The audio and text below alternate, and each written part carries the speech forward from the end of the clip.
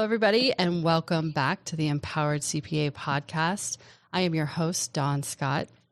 I am super excited to introduce today's guest to you. He is an entrepreneur, a veteran, a filmmaker, and an emotional resilience expert. He spent the last 20 years growing companies, maximizing human potential, and is the founder of Emotional Resilience Training and co-founder of K4 and Valor. He has curriculum and frameworks that are being used to help men, first responders, veterans, and medical professionals who deal with high stress and trauma to reintegrate back into life. Prior to his current work, he was an elite team of 5 top trainers and speakers who trained Fortune 500 companies while working for Tony Robbins. I am so excited, and he even has he's producing a film as well. I leave every conversation I have with him so inspired and honestly just wanting more. So please get excited and welcome to my show today, Josh Wenner. Hey, Dawn. So nice to be here with you today. Really excited. I just, like I said, I always want more after we chat. So I'm super excited that I get you for another little bit this morning.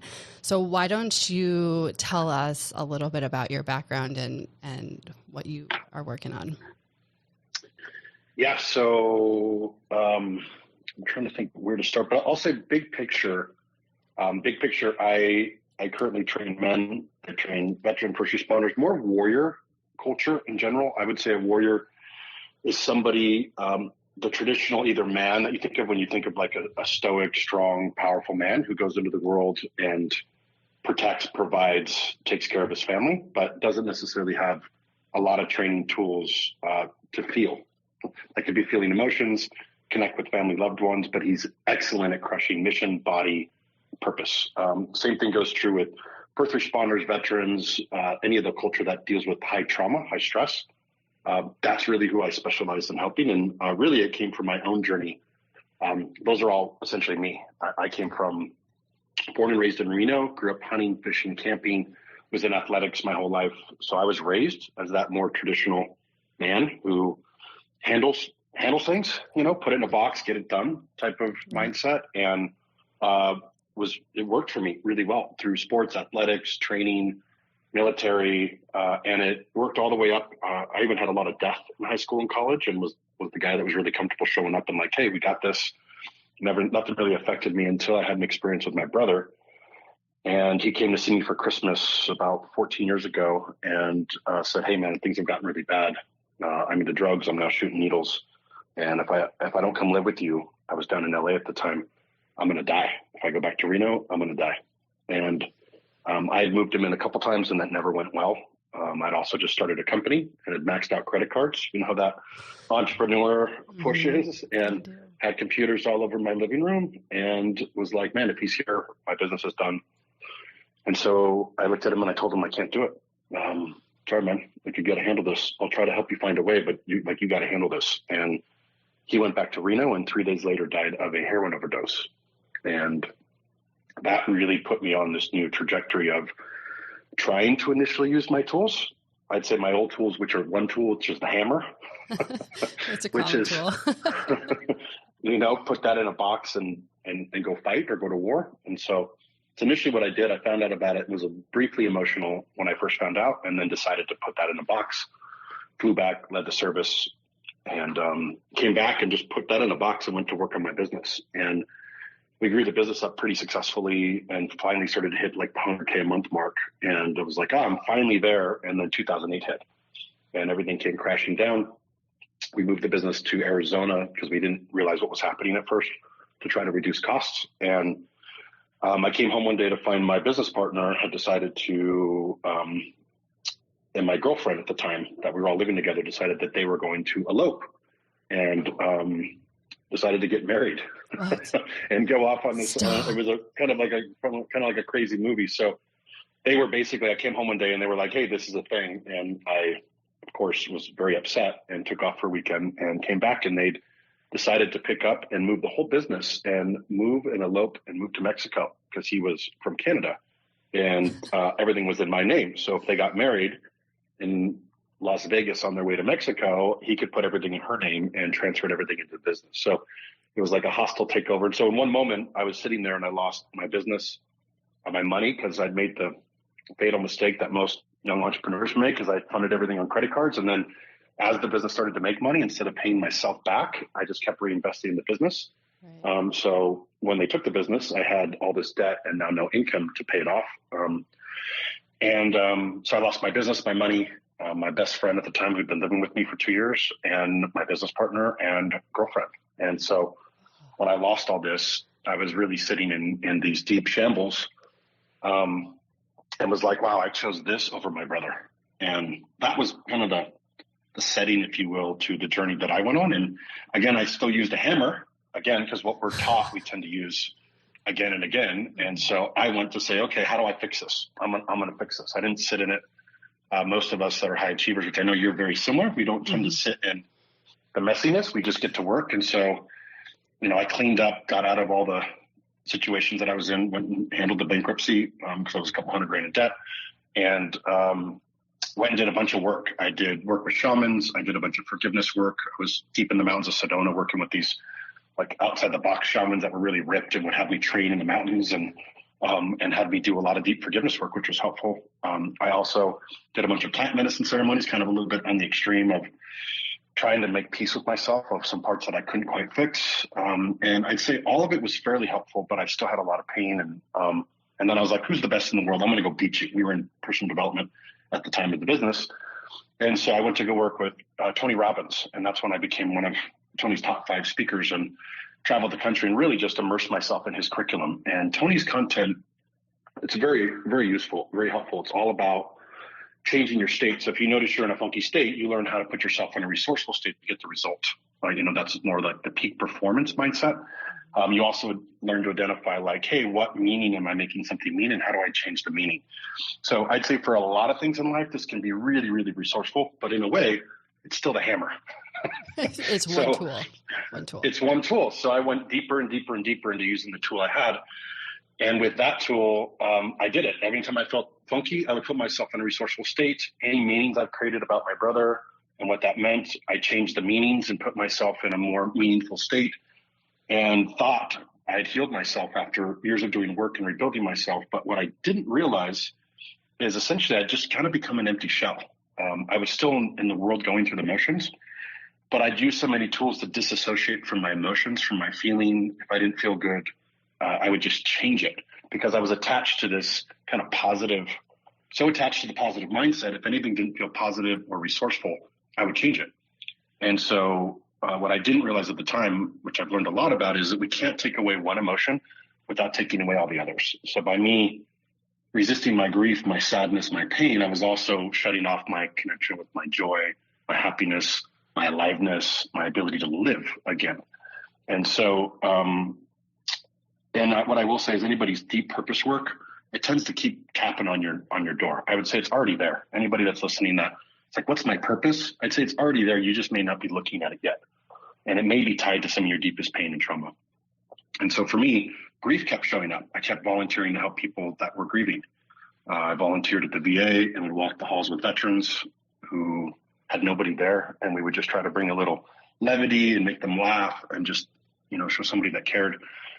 I did a lot of hospice work.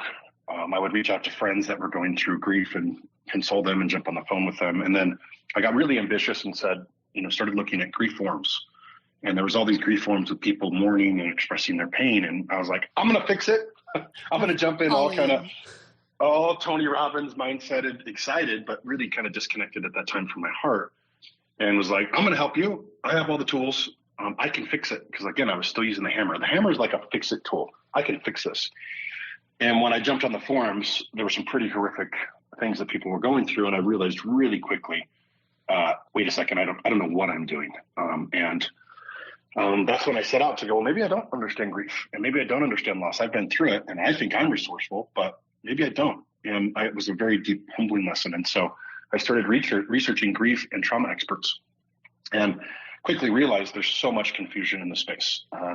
Literally one side will tell you, hey, you need antidepressants after 2 weeks if your pain doesn't go away or you're in a depression state after grief or a loss. And then there's a whole nother side that's like, hey, we are naturally resilient and we need nothing. And so it's like, these are both, peer-reviewed scientists that I'm like, grief researchers. So I'm like, how are these two people so, extremely different, yet still have the same message? And so I set out, hired film crews, and started doing a documentary where I said, let me start to interview these experts so I can learn what the truth is. And so I can start to help the people I'm trying to help that I don't have essentially the right tools and training for. And along this journey, now I've interviewed 32 total different people. But along that journey, I was interviewing a man named Ken Druck, this amazing man who coach, therapist, doctor, amazing, loving man that was really close connected to his family. And his daughter, like this brilliant daughter that was such an achiever and highly intelligent, compassionate, loving human, set out to do a studies abroad trip. And on her study abroad trip, there's this really windy road in China. And unfortunately, the bus rolled down the road and all the children were killed, unfortunately.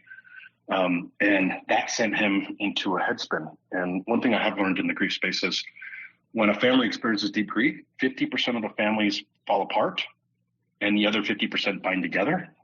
My theory on why that is it's how they deal with grief. So if somebody needs to sit in their stuff, as an example, like when we lost my brother, my mom didn't touch his room for over a decade, I think 13 years. If my dad wasn't okay with that and needed to be get everything out of here as soon as possible, they wouldn't have worked. They would have fallen apart.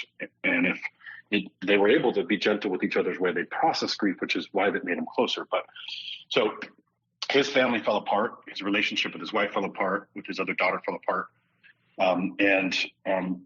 In his attempt to heal himself, he actually he's like one of the foremost experts that goes into 9/11, Boston bombing, Sandy Hook, and he helps consult the family. So really heart-based, not necessarily a grief researcher from a science base, but more just on the ground, boots on the ground, helping people grieving. And when I spoke with him, he had one of the most compassionate, loving hearts I've ever met. And also his conviction was speaking from truth. And it just rattled my soul. And essentially the message that I got was, we live in this dualistic world. And a lot of us are trying to feel like we're not broken. Like a lot of personal development's like, you're not broken, you're whole, you're whole. And essentially he introduced the concept of we're both. Like we can accept that we are fully whole beings, and we also experience heartbreak. And when we love something deeply, like when we deeply, deeply love and we lose the thing that we love, it's heartbreak. And that heartbreak is a feeling of brokenness. And that feeling of brokenness doesn't go away. And so it's actually in learning to love that, to accept and to love the heartbreak is actually what brings us back to wholeness again. So it's in our ability not to fix it. Right? So here was the distinction. In the past, I was like, oh, here's a mess or broken or something's wrong. Fix it. Get back to wholeness, right? I can't even look at it. And here was this really gentle, loving, powerful man speaking the truth. That was like the only way to get back to what I was searching for, which was that wholeness, was to accept my brokenness, was to accept the feeling of heartbreak that felt like a break.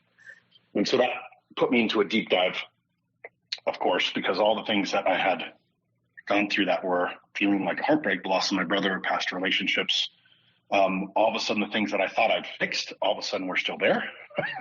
And I was forced to start to feel those things and accept and love those things, which was really hard and really messy because I was doing it on my own. And let's just say at the end of 2 years of this process that was long and messy, all of a sudden one day I woke up and I was like, oh, wow, like I feel free. Like for the first time in my life, I'm actually starting to feel this deep sense of freedom, peace inside, like internal peace and freedom. And it was so interesting because as an entrepreneur, and I'm sure you can relate to this, I think that's what most entrepreneurs are searching for when we want to go experience financial freedom or we want to go innovate in a business or do something. We're like, oh, I want to experience that feeling of what it feels like to be free. And then we go on this long quest. So this is the same, like a relationship, we want to feel a certain way. If we get this right, an external thing, relationship, health, money, wealth, one of these things. And a lot of times I would go get it and feel empty and then set a bigger goal. Well, maybe it wasn't I need to set a bigger goal. Like that wasn't big enough, right? Or this relationship didn't work. I need another one. And so for the first time doing the opposite, actually going in and learning to accept and love and make peace with the parts of myself that were, let's call it heartbroken, and accept those pieces actually gave me the freedom I was looking for externally from doing the internal work. And I was like, wow, okay, this is another tool. I've been using a hammer, and this is like a screwdriver. And so if you take a hammer to a screw, you break the screw. So you need to, but if you take a hammer to a nail, you can hit it a bunch of different directions and still bang it in or pull it out. And so it really taught me a lot of the lessons on accepting what I'm going to call level 4 trauma. I have this different levels I teach of 1 through 4. Level 4 is something we can't fix. It's the deep grief, the deep wounding, and something we love dearly that we can't take back. And it could be anything from the loss of a loved one, the loss of a pet. It could be the loss of a dream. A lot of people fall in love with this fantasy of who they're going to be, whether it be a certain amount of money or a certain amount of retirement, or married with 2 kids, or the white picket fence, or whatever their dream is. So it's not even always tangible. It can even be a dream or a fantasy that we fall in love with. And then when that passes or we don't get it, we experience heartbreak. And that heartbreak, the only way to move through it is to accept it, right? We have to accept and learn to love that it didn't work. And that's where the grief comes in, and accepting the sadness and the grief. And if we do, that's actually what brings us back to wholeness, is because it makes us present and it reconnects us with our love again, which the heartbreak is our love that we just disconnect from for a moment. So anyways, that brought me into this world of like, okay, how do I help other men go through the same process that I went through? So I created a set of frameworks and started putting men through these retreats where we go in the mountains and spend 3.5 days and essentially reframe grief, loss, sadness from what's typically looked at from the masculine as weak, vulnerable, you don't show any of this, or you're picked on, attacked, especially young boys. Like any sign of weakness you show, you're typically attacked or made fun of, or, from your father, from your friends, from people around you. Like, this is what men don't do. Boys don't show emotion, boys don't cry, boys don't. So you're taught early on, like, oh, put all that shit in a box. And I had to say, hey, keep it there and don't touch it. And then what happens is years later, we're in our 20, 30, 40, 50, 60, 70s, 80s, whenever, and we got a room full of boxes we haven't touched. So when something happens, it's like, where do you even look, right? Because we got boxes of storage of unprocessed emotional baggage. It builds on each other even. Yeah. Like imagine that. Like, just think of it like this. Think of if you had a room full of boxes, like physical stuff. Like if you moved and you didn't go through stuff and you're like, oh, let's just put this in a room, and imagine you just kept putting things there. Isn't that kind of physically heavy to just even think about? Like, it weighs on you, right? And then imagine you were to go in the room. Would it feel a little exhausting? Because you have to go in, open a box, look at the memories. There's emotional ties to what's in the box. And then you have to decide, like, do I keep it? Do I throw it away? Do I give it away? Like, what do I do with it?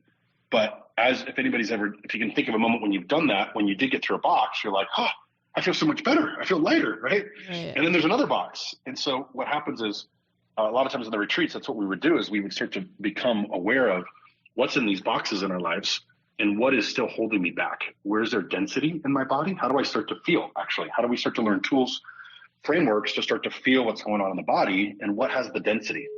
And I'm going to say the density is the stuff that's really still affecting us. And we don't realize it because it happened so long ago, but it's the stuff affecting us every day with our spouses, with our children, with our businesses, with our employees, with the people we deal with. When we get, let's call it activated, or I'm going to call it triggered or activated, and we react. It could be offloading on somebody. It could be binge drinking or using drugs or alcohol. It could be getting depressed. It could be being like more sadist, making somebody hurt or making ourselves hurt, which can look like working obsessive hours, right? This can look like work addiction. It doesn't always have to look like traditional addictions like, alcohol, drugs, tobacco, TV, whatever. It could also look like work addiction, which was mine. I was a work addict, obsessively work addiction, which was my addiction. And I would hide behind being busy, because if I was busy all the time, I didn't have to really sit with me.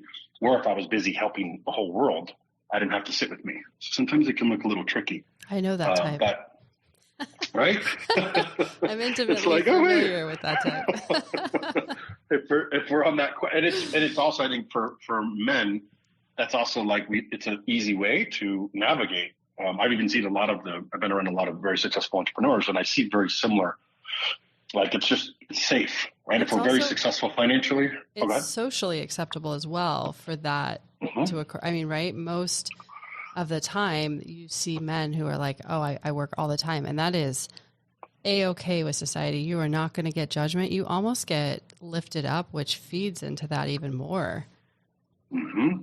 you know? Well, and this is why there's no judgment. And I'm not putting a label that every guy or man or woman that works obsessively has some pain and trauma going on. But what I am saying, for me, what I identified, at least in my story, was if I'm so busy working all the time and have so many projects, one, socially, I get rewarded. Two, I can hide behind that and I have a valid reason. And so whether it's for me or anybody else, there's a reason why I don't have to deal with something, and it's valid. But what ends up happening is, like, even look at athletes, look at high-end athletes, like they're busy on the game, on the field. But what happens once they retire? What happens once you have a number of exits and now there's no more, either you work until you croak, you know, not ideal.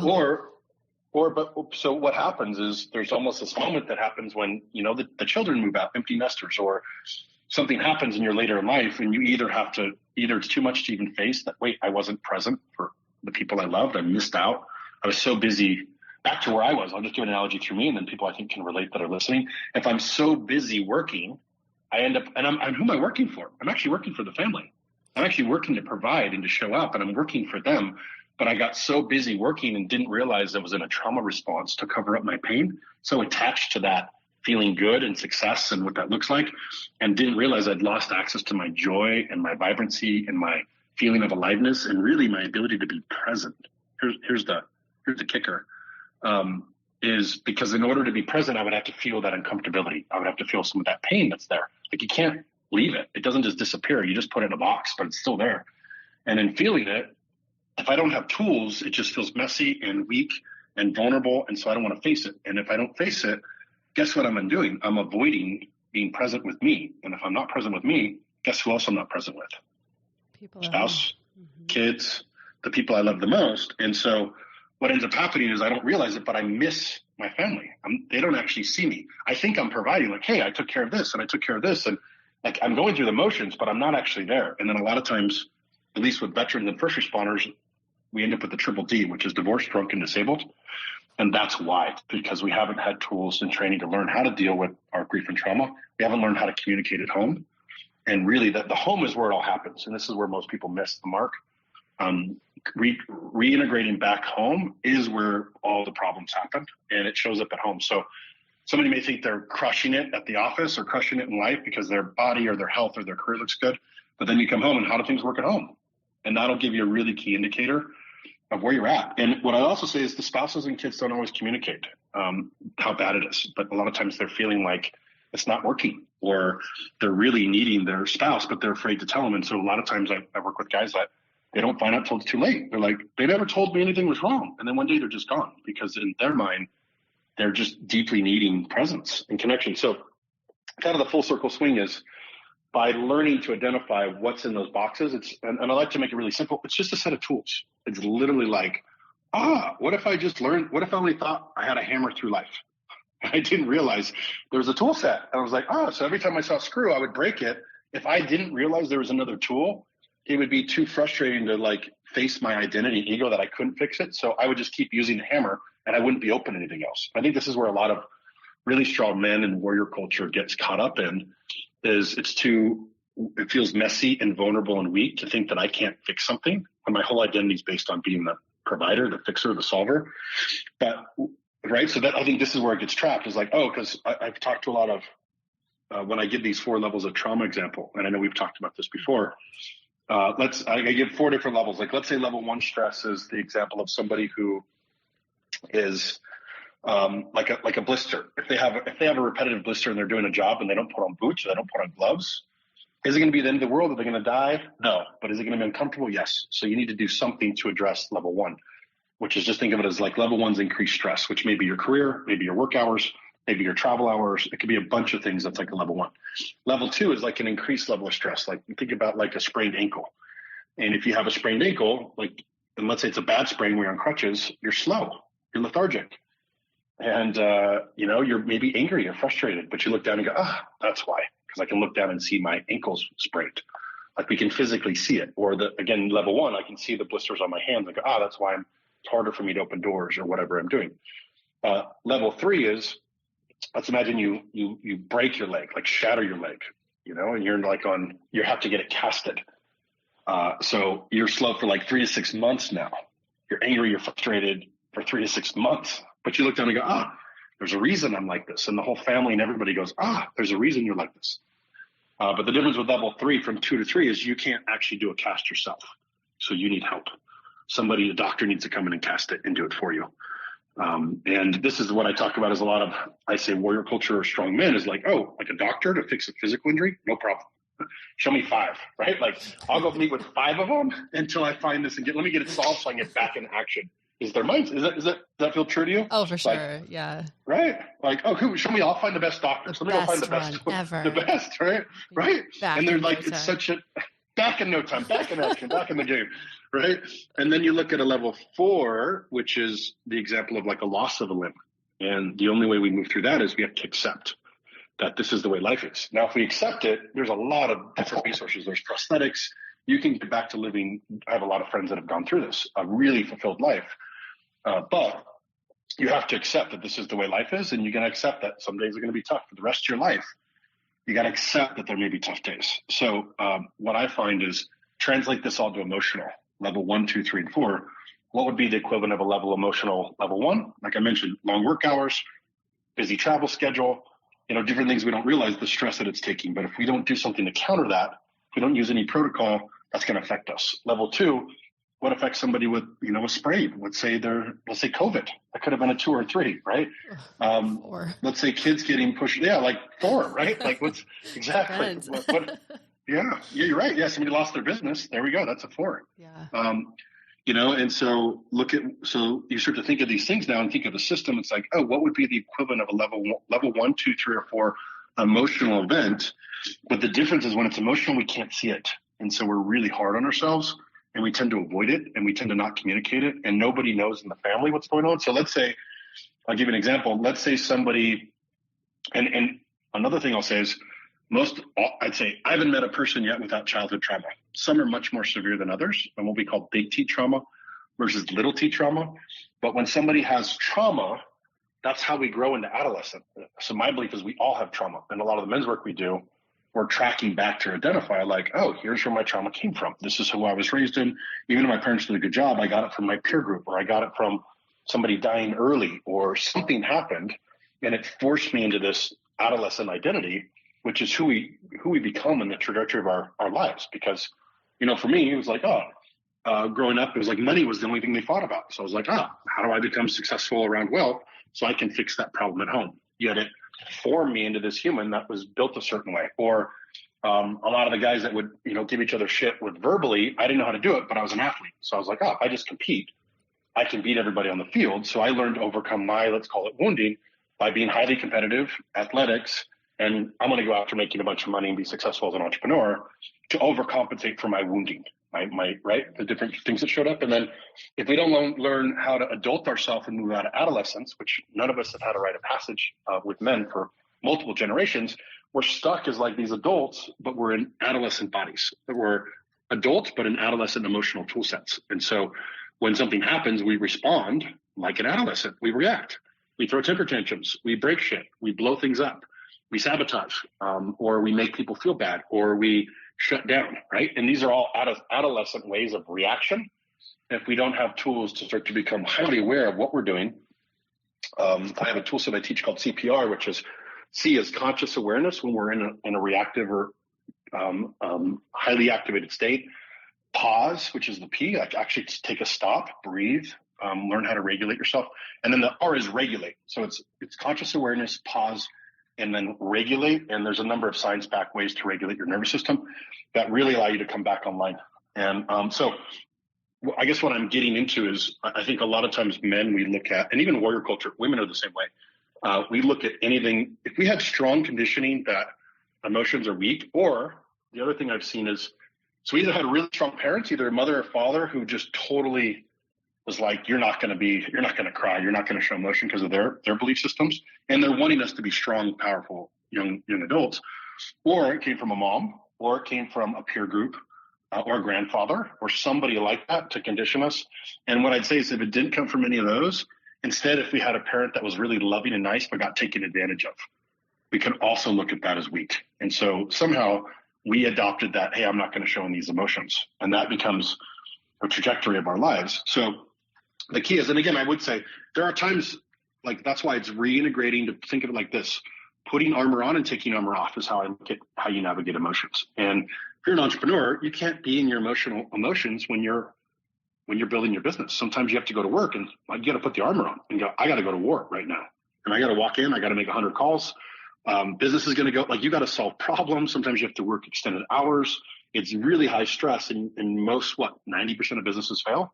So the only way you succeed is by putting that armor on and going to battle day in and day out to get it done. So you definitely need the armor on to do business, but where it's never taught is, how do you take it off? And if you don't know how to take it off when you come back home, you end up treating your family the same way you treat your business. And what works in business does not work at home.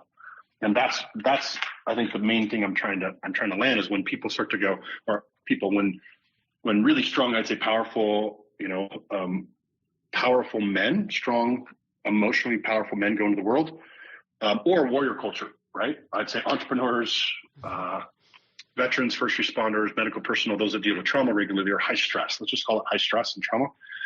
If you don't know how to reintegrate back home, which is mean take the armor off, and once you realize it's just a set of tools, the whole game changes. And I think that's the distinction. At first, you're like, oh, again, back to that metaphor. If it's just a hammer and I don't know, there is no other. If you don't realize there's another tool set, you're not even going to look at it because you don't want to feel that feeling inadequate, or you don't want to feel weak or like you can't do it. But once you realize, like, I just got to learn another tool set. I got to figure out, like, what is a hammer, or what is a nail, and what is a screw, and then identify, when I need a screw, what is a Phillips screwdriver, and how do I deal with this differently than I deal with that? There's just tools, frameworks to help you actually integrate. And that's where I think it really lands, is where I use a lot of science-backed research. It's, and battle-tested, both resiliency and leadership protocol, to level people up, to take a look at the parts that are messy. Back to that metaphor we talked about earlier of, you have to go into the room. Unfortunately, it's messy. Nobody likes to do it, but that's what adults do. It's what right? functioning. People who can integrate. Think about it like this. Think about it like a kid. Think about a child who, you walk into the room and the room's a total disaster. At some point as an adult, you have to say, hey, you're going to have to learn to clean up your room. And if they just shove things in all the drawers, at some point you're going to go, okay, you can do this, but let's go through the drawers. Is it uncomfortable? Is it messy? But what if they just kept throwing things in boxes for years and years and years? At some point, would they need to go, you know what? I need to probably go through these boxes because it's taking up space. And if they did, it'd be uncomfortable. But imagine what that would feel like if you went through the boxes and go, like, I've now gone through my boxes. And if this was heavy, I went there first. And because I'd say a lot of warrior culture, and I'm going to use the name warrior to just, as I go forward, I'll use warriors, but warriors is really either strong men or women that are in high stress or trauma careers that are willing to sacrifice themselves for something greater, right? So they could be sacrificing themselves for their business so they can take care of their family, their loved ones. It could be a career where they're serving, like fire, police, military, medical personnel. But in general, I'd say really strong culture does what's hard, and they pride themselves on being able to do what's hard. And so the difference is, well, what's harder? And this is, I think, what always gets everybody. I'm like, what's harder, to leave the armor on and just avoid it, or to actually go in and look at the messy parts and handle it? Like, that's much harder, right? And so it's just, once it starts to land, it's like, like, I'm actually taking the easier route. And I have one more thing on this, and I'd love to get some of your thoughts because I've been rambling for a while. This is perfect. But I'd say there's, in our men's work in K4, there's a big primary thing that we're talking about. We're going about, how do we move from adolescent behavior, or what we're going to call uninitiated men, to initiated men, which is adult or mature masculine behavior. And I'd say the primary thing, there's a lot of different maps and tools and frameworks and a bunch of things, but the biggest concept here is, I'd say adolescents are built to avoid discomfort for the now. So they're like, hey, this doesn't feel good. How do I get out of it? Right? How do I not deal with this now? Because this does not feel good. So I'm going to watch TV. I'm going to go play video games. I'm going to take the drug, the alcohol, the substance. I'm going to do the thing now because I don't want to feel discomfort, right? Versus adults, they intentionally choose discomfort for something greater, right? It's like, nobody gets into entrepreneurship because they're going to have a quick win in like that week.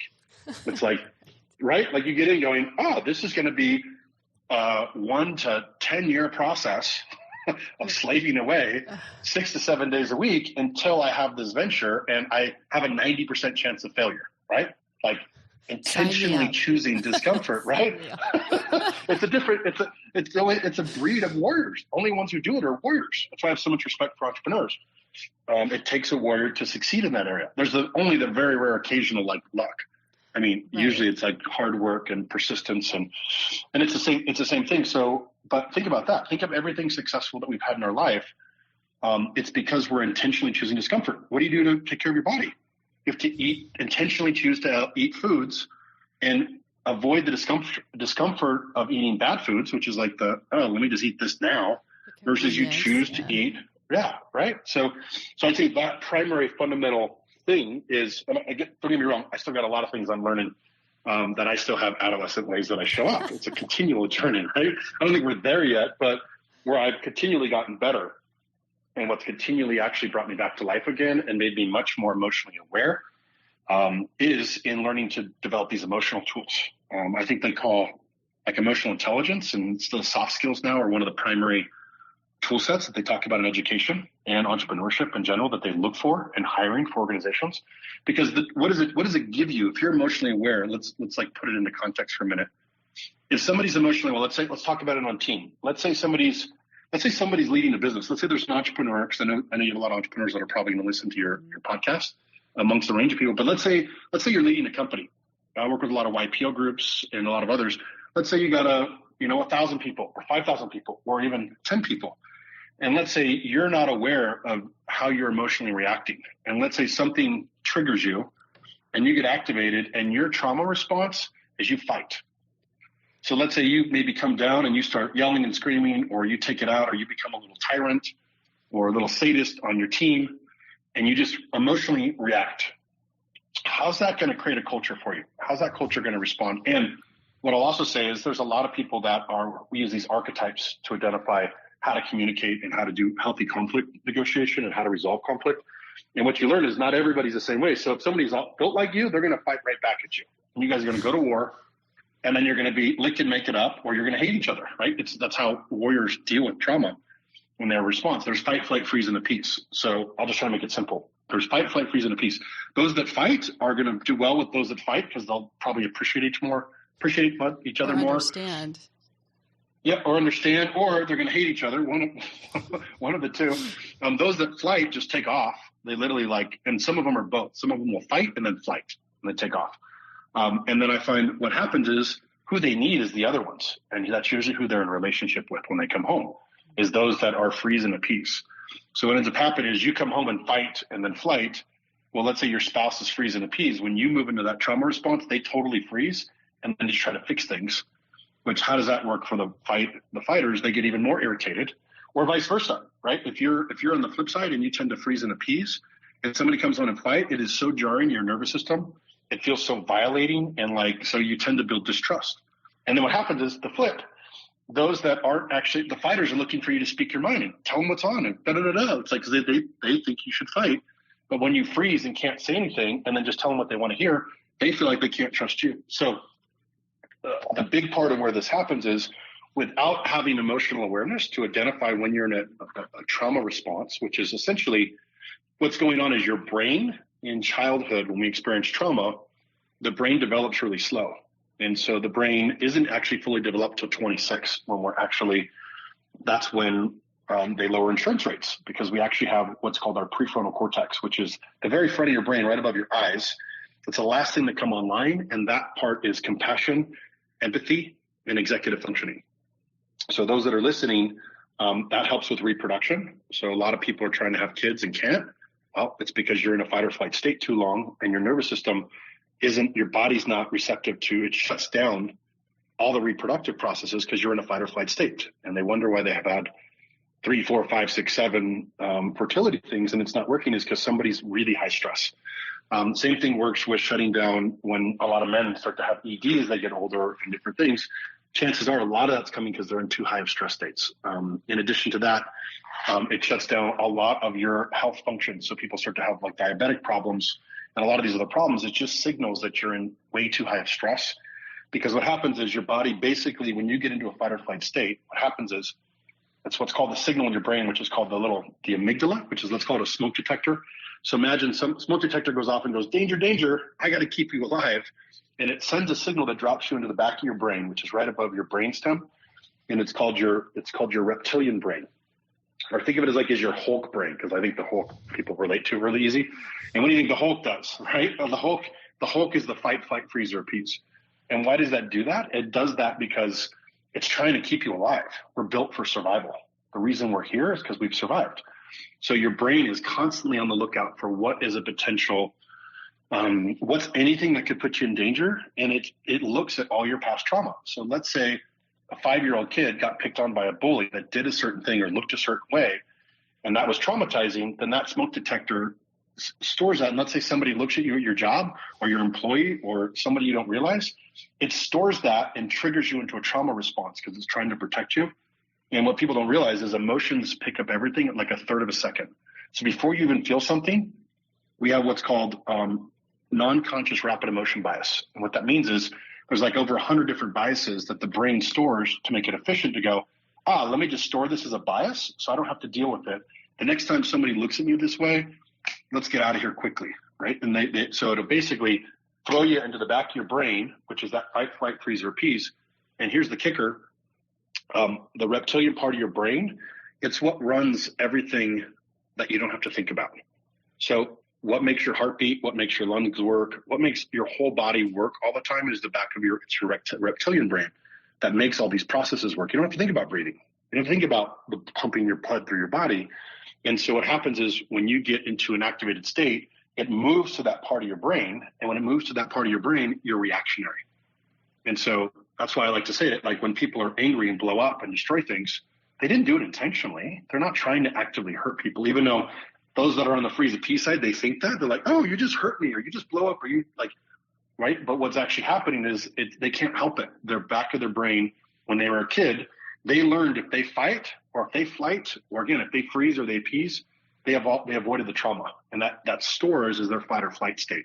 And so what happens is every time that a trauma response happens, those that freeze just literally freeze. Or those that appease just try to fix it. They try to say whatever needs to happen to avoid that pain. Or those that are fighters learn like, oh, whatever else didn't work. So if I just fight the person harder, I got out of it. Or the fighters like, let me run. Right. So fast. So what happens is we store that, and then that comes online anytime we're in those stress states. So again, those levels 1 through 4 trauma are reminders of anytime we can see the gauges. I like to use a gauge of a truck. Imagine if the gauge of the truck came on and it said gas low, or imagine the gauge of the truck came on and it said engine light on. Would we just avoid it and be like, that's just the way I am. That's just the way my truck is, right? I'm just angry and this is just the way I am. Or would we go, truck needs maintenance. I need to pull over and get gas. Yeah. Or, hey, I need to change the oil. It's the same thing with us. So the way I teach it is the trauma signs is what I call them are really the gauges of your truck. And if you start to notice you're in a trauma response, you're in a fight, flight, freeze, or appease, or addictions, depression, what I call this intellectual bullying or passive aggressive energy, tyrant behavior or weakling behavior, or sadist or masochist. Sadist just means hurting others, or masochist is hurting self. If you notice any of those trauma signs, what it means is you're in one of those 4 levels of trauma. And we're back to the CPR protocol. You can start to use these tools and go, conscious awareness, I'm activated. I just yelled at somebody. I just called somebody an idiot because I used intellectual bullying. Or I said, what do you think, you idiot, right? That's a form of either passive aggression or intellectual bullying. I find that really, right? And so you see different profiles, and we use these archetypes to describe them, but they tend to move into these shadows of these archetypes. So if you can recognize it, you can then go, conscious awareness, I'm doing this. You can learn to pause, or a lot of times with my clients, we'll create strategies to pausing where they might say, they notice every time a phone call comes in and they move to solve it, or they move to, destroy somebody, they say, hey, let me call you right back. I have another call coming in. Or if a lot of times with couples, when they're in the middle of a conflict, they'll say, you know what? I really want to finish this. Can you give me just a couple minutes? I got to go use the restroom. Or if they're in the boardroom and it's in the meat of the heated discussion, they'll do the same thing. Hey, really want to finish this conversation. Can you give me just a minute? I got to run to the bathroom. And what it does is it gives them just a moment to pause, and then they can move into some regulation. And there's 5 primary ways to regulate. You can regulate through breath. The primary area that I recommend and I teach is around 4-6 breathing, which is you breathe in for 4 and out for 6. The big thing that we're doing with all these is what's accessing called the vagus nerve. The vagus nerve is the longest nerve in your body. It looks like the roots of a tree. And if you could turn on the vagus nerve, it put you from that fight or flight state, which is called the sympathetic state, where your nervous system's on, and it flips the switch and puts you in a parasympathetic, which is really a rest and digest or feed and breathe stage. Because back when I talked about earlier, when we're in a fight or flight state, basically what's happening is the blood's getting pumped to your legs and your arms so you can run and get away. And your eyes get dilated, the hair stands up, your temperature rises, you move to like short, shallow breathing. And then the rest of your body shuts down, digestive system, reproductive system, all the other systems shut down. And so then that's called sympathetic. And or your fight or flight or activated state, right? That's the gauges of the truck come on. Because again, your brain's saying survival, get away, right? Or fight them or try to get out of conflict. I'm going to get eaten by a predator, essentially is what's happening. And if you can go, conscious awareness, pause. And if you can move into regulation, what regulation does is regulation accesses your vagus nerve, and think of it as a manual switch to flip on to put you in the parasympathetic, which basically puts everything back. Your pupils go down, your hair goes down, your temperature normalizes, your breath work gets more deep, and all your reproductive, your digestive system, everything comes back online. So if you can learn to do this yourself, this is what a lot of times we teach in my communities when I teach one-on-one is this is what's upgrading you from an old operating system, which is the adolescent operating system, to a mature operating system, right? But we have to manually do it because we were never taught how to do this. So we have to essentially teach ourselves. And it's like anything, it's repetition. You have to do it again and again and again, and then you get really good at it after a while. So 5 ways to do it. One is breath. And think of the key with this is you're just breathing longer exhales than you're breathing inhales. So if I breathe in for 4 and then I breathe out for a count of 6, that's breathing longer exhales. When I breathe out longer, that's what activates my vagus nerve and turns it on. The key with breath work is you have to do that for 6 minutes. So it's 36 of those breaths for 6 minutes. Straight. The second one, 6 minutes straight. And what happens is if you just start to do it, you'll notice you're like you actually start to come back online. And I have variations of it. I work with a lot of high stress individuals, and a lot of times you're too activated to get into it. So you almost have to speed it up first. And there's a bunch of variations of breath work that I use, but if you can't do it right away, you need to speed it up. So there's a bunch of faster breath works that kind of get you even further, and then you're finally ready to take a breath and come down. But breath is one way to do it. The second way to do it is just exercise. That's why exercise is so good, especially for high achievers. And it can be a balance of either the gym, martial arts, yoga. Ideally, things where you're crossing left and right hemisphere are the ones that are all research and science shows are most effective to integrating you back in your body and accessing vagus nerve. Third way to do it's cold immersion. I know everybody loves the cold. I can see you're like, yes. I've acclimated to Florida. No cold. Exactly, right? Is the pool? How about the pool? Yeah, that we were just talking about that, how who opens the pool after the holidays because it's still cold. Yeah, see, that would be a perfect cold plunge right now. It's like, no. But cold immersion. So you can do a cold shower, you can do a cold plunge, or if you don't have those resources, even just splashing cold water on your face. If you cover 3/4 of your face, that'll also do it. The next way is physical contact. So spending time with a loved one, spending time with kids, animals. This is why service dogs work for veterans. This is also why equestrian therapy, horses work, because what's happening is we're co-regulating. We're regulating with another human or mammal or something that can regulate us, and it calms us down and regulates us. And actually, if you tie two of them, if you tie breath and physical touch, it's the fastest way to regulate. And so a lot of times I recommend that with spouses if they're both on the same page, or teaching kids to do that. Because, man, what would it look like if we learned this as little kids? That, hey, we started to identify when we're activated, we learn to pause and regulate ourselves. It would change the whole game. And then the next way is, what did I do? We did breath, cold, physical contact, exercise. So the last way is vocal. So that's why chanting, a lot of people, you hear them chant. Also, primal screaming is just if you're got to get some anger out, get in the car, and so nobody can hear you. Or you can also grab car in the garage or a pillow, and you can just scream into the pillow, and it deafens the sound. That can work. Also, just humming, right? Like if you're driving home and you had a really stressful day, a lot of times what I work with people to do is build resiliency or reintegration protocols. So it's like, okay, what do you do to go to work to put the armor on? And what do you do to come home again? And so a lot of times people will mix that in. They'll go, okay, let me build a strategy where I come home, I'm going to, before I see my spouse right away, because some people, they don't want to move right into conflict. They'll go, oh, I'm going to come home, I'm going to take a shower, I'm going to spend time with the dog, I'm going to walk around in nature for a minute, I'm going to use some breath, and then I'm going to see my spouse, right? Or some sort of a strategy. Or if it's a really stressful day, they might just sing or hum along a song, and there's their amazing voice in the car. Oh, you've heard me. And that kind of gets us ready for coming home again. So again, these are just high level, again, big picture, just some recaps. And I'd love any questions or thoughts. And I know we've talked about a lot of different pieces, but big picture, they're just tools. And we have to learn to go from adolescent to adult behavior when it comes to emotions. And adults, none of us were taught this because most of our generations just taught us not to have emotion. So what we learned is the only emotion that's okay is anger, basically, especially as men. We're like, anger's okay, and that's about it. Right. Anger and working hard. And then working hard. The opposite of that is you see the spouse to that who picks what they are willing to deal with, right? So I have always been around very alpha men, and so I knew that would be a spousal role that I could play well because I knew how to deal with that type of man.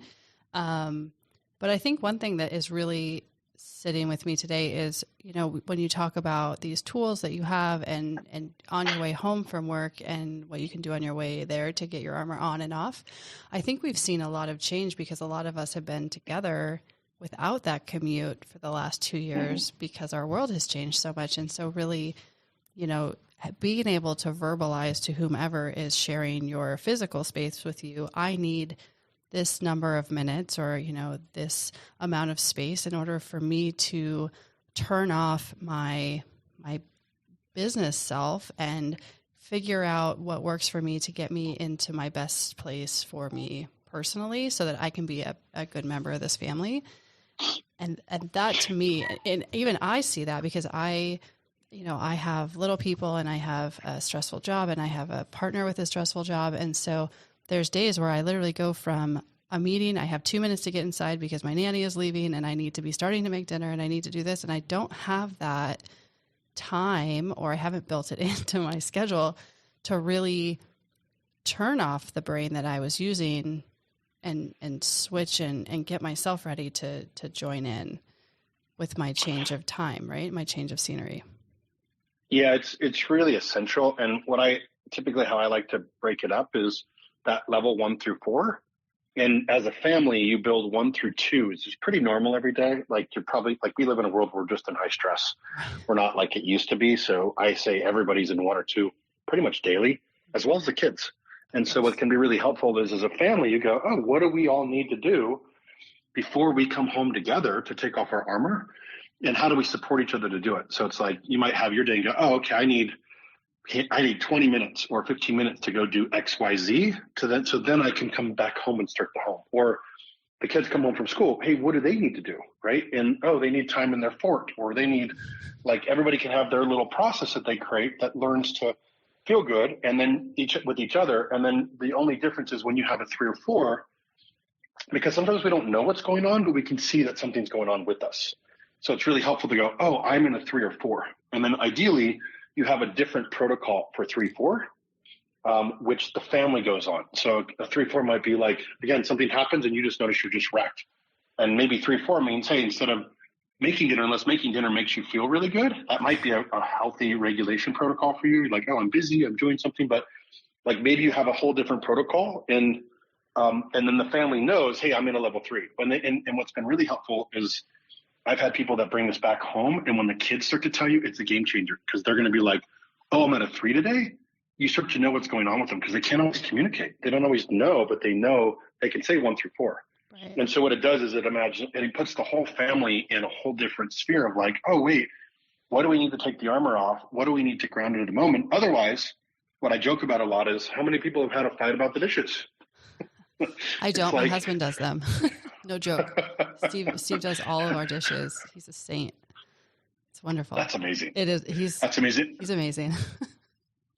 Yeah. And you guys have a special relationship and dynamic, but I'd say majority of people, and if it's not the dishes, the analogy is like, how many times have we fought about something that makes no sense? Like we get into this fight and literally it's the stupidest thing. Like, why do we get in a big fight? And my response is because we're in a triggered or activated state, and one person's activated. And what happens is, back to just to ground it in, that prefrontal cortex, the part of our brain, what happens is when we jump into when that smoke detector goes off and we jump into the back of our brain, we lose access to the front of our brain. And the front of our brain is compassion, empathy, and rational thought, or what they call executive functioning. So let's think about it like this. Let's say, I'll give you an example. Let's say somebody walks in and let's say it's not the dishes for you. Well, let's just say it's the dishes because it doesn't work for you, but I think anybody listening will relate. Let's say somebody walks in with the dishes and they're like, hey, how are you? And they don't talk. Or here's another one I've seen a lot, like somebody's cleaning, obsessively cleaning. They walk in and they're like, hey, and they're busy cleaning. And so they get really upset. And they're like, why? Yeah, they're like, why are they getting any attention? Is what they take it personal, like that I'm not important or something happens. And then they start a fight with the spouse that's busy cleaning. Well, what probably happened? What happened was the spouse that was triggered starts cleaning because they're activated. And that's what they do in a trauma response. Well, when you're in a trauma response, again, you're in the back of your brain, that fight, flight, freeze, or peace, and you're busy doing something and you've lost access to compassion, empathy, or executive functioning. So you don't know what's happening. You're just in it. And if the other spouse walks in, his or her smoke detector, because the other spouse is offline, it throws us offline because it doesn't feel safe. So what happens is they're activated. Now we become activated. And when we're activated, we move in. And let's say that other partner's fight or flight. Now they move into fight and they start fighting with the spouse. And then what happens is we're both activated because if we're not regulated, we lose access to compassion, empathy, rational thought, right? So now if we're able to go, wait a second, spouse is cleaning, we get activated, we about ready to fight, wait, time out, pause, I'm activated, CPR, I'm consciously activated, let me go regulate for a minute, let me go breathe, let me go walk outside, spend a couple minutes with the dog, whatever that looks like for somebody, or the kids or whatever. Okay, now I'm regulated. Now you come back online and you're like, oh, compassion, like, or empathy. What else could be going on? Wait, they're activated. They're cleaning. This has nothing to do with me. Right. Maybe they need me to support them through a load. And you can lean in and say, hey, you want to talk about it? Looks like you had a tough day. Like, game changer. Right. Right. Totally. And I just use that one example, but you see that context. And I think hopefully everybody can relate that's listening. Like, what does that look like in your dynamic in every family? And what if you had the tools in a family unit that everybody started to use that together? It's science. It's not even like, it's just a tool, right? How does that come up for you? I mean, like I said earlier, I feel like every time we talk, I just want to talk more. I feel like everything you're describing, I can see a visual in my head of either some experience I have that relates directly to that, or something that I do that I can do better, or, my business relationships, I think it's applicable. And I think in my personal life, and even in my friend world, it's these tools, and when they're done properly or even just acknowledged, I think really grow and develop our relationships in such a positive way. And I mean, the work you're doing and the group you chose to do work with, I mean, we all know this is not the easiest group to deal with. It's so important. And the more we integrate it into our families, the more we're helping our children to normalize these tools and be able to carry those into their adult life. And what a leg up and what a benefit to them that they're starting in this place. And it just, I mean, I could honestly talk to you forever. And it's just, I know so many people can relate to that feeling. So why don't you tell me how someone could find you if, and when they're ready to explore these things with you? Yes. I'm happy to do it. And I do arrange. So I have K4 Men, which is my men's community. If it's men that are interested in learning more, that's at k4men.com. If it's first responders, it's valorresiliency.com. And then I do one-on-one work, and I also have I work around my film, and that can all be done at my website, which is just Joshua Michael Wenner, and it's Wenner. And I can be contacted there, or I think I have links for all the different projects that I'm on there. So if you just go to my website, or you can find me on Instagram or Facebook, all the same thing, just Joshua Michael Wenner. And it's been so fun. Go ahead. It's just been great. Super fun. Yeah. I feel like I chatted the whole time, but I know we've talked a lot, and you said that's okay. You can just go, you just keep going. So it's just such an really. Such an important skill, and I'm so thankful that you were willing to share it with me and with everyone listening. And I just, from my personal experience with you, I just thank you. I can tell you from personal experience, his work is life changing, and thank you for reaching into your grief and developing something that has helped so many people and going to help so many people to come. Thank you. It's been so fun to be on here with you, and happy to be on anytime. And again, hopefully, I know I work with a lot of, warrior type culture, but I know this is super relevant for entrepreneurs because that's been a lot of my path this whole time. So absolutely. Hope people listening are able to apply it today. Yes. Because you're going to get activated when you get off the listening to this today. Yes. So for everybody listening, thank you so much for tuning in. You can find us on Apple Podcasts, on Spotify, or anybody else you enjoy your shows.